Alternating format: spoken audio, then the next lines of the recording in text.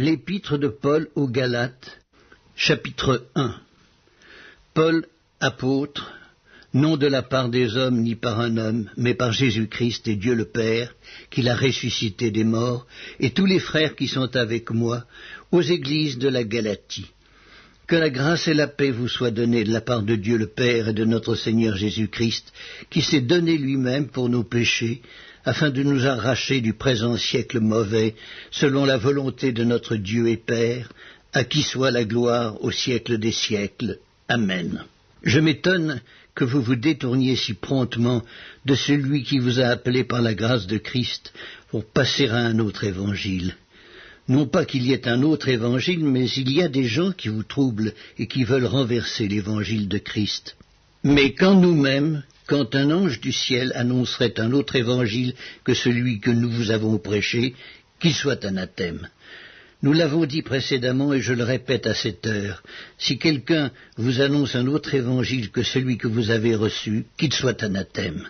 Et maintenant, est-ce la faveur des hommes que je désire ou celle de Dieu ? Est-ce que je cherche à plaire aux hommes ? Si je plaisais encore aux hommes, je ne serais pas serviteur du Christ. Je vous déclare, frères, que l'évangile qui a été annoncé par moi n'est pas de l'homme, car je ne l'ai ni reçu ni appris d'un homme, mais par une révélation de Jésus-Christ.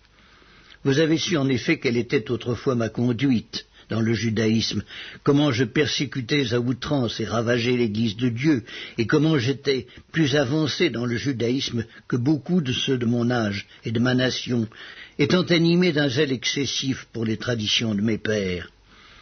Mais lorsqu'il plut à celui qui m'avait mis à part dès le sein de ma mère, et qui m'a appelé par sa grâce de révéler en moi son Fils, afin que je l'annonçasse parmi les païens, aussitôt je ne consultai ni la chair ni le sang, et je ne montai point à Jérusalem vers ceux qui furent apôtres avant moi, mais je partis pour l'Arabie.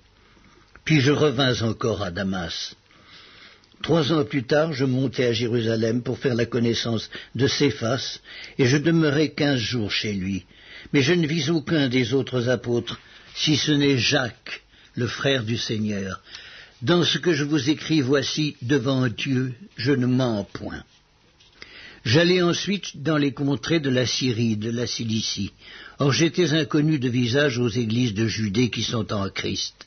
Seulement elles avaient entendu dire « Celui qui autrefois nous persécutait annonce maintenant la foi qu'il s'efforçait alors de détruire, et elles glorifiaient Dieu à mon sujet. »